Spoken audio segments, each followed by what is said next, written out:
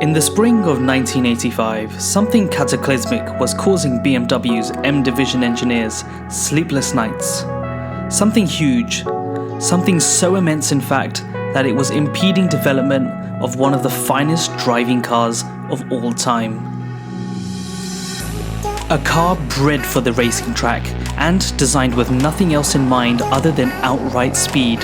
Forged deep in the forest surrounding the infamous Green Hill, at the time it dominated the German touring car scene, toppling over Mercedes and made quick work of the likes of Audi.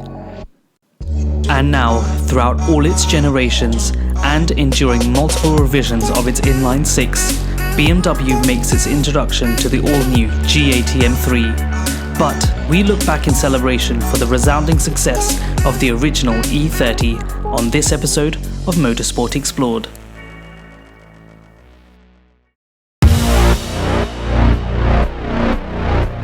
In Munich, Germany, a new season was brewing in the rapidly growing German Touring Car Championship, and at the time, part of the new regulations imposed by the governing body, the Fédération Internationale de l'Automobile, or most commonly referred to as the FIA, had stated that under new jurisdiction that all cars entered must have a road-ready production variant which can be purchased at the time or thereafter the inaugural Grand Prix by a member of the public.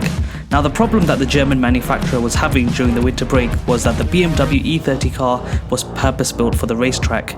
Every nut and bolt, every crevice, and every very small detail that came out of that factory was designed to dominate the entire field.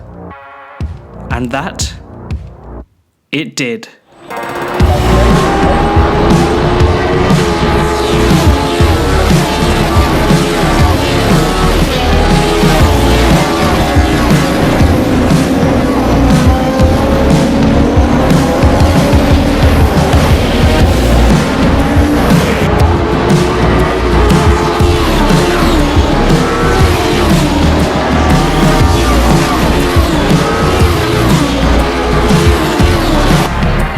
It was for me an amazing feeling because it's such a historic car, and when I was coming in the box this morning and saw that car with my colors and felt some butterflies in my stomach, you know, going into that car.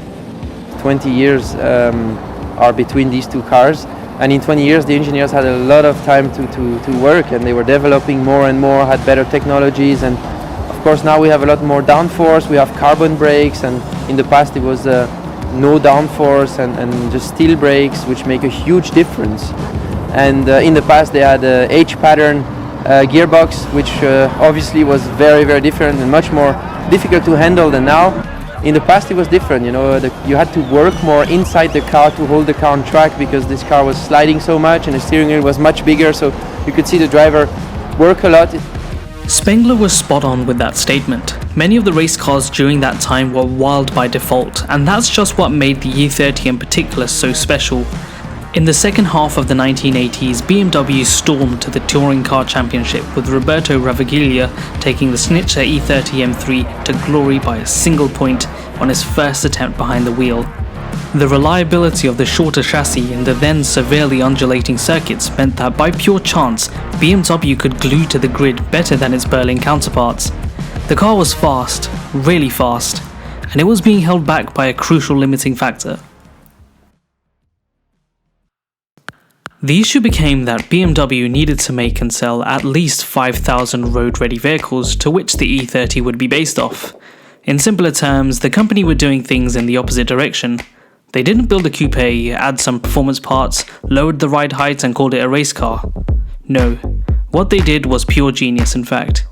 They outright built a car, added road legal tyres, and installed some seats and a functional radio. The company decided to call this machine the BMW M3. The rest really was history.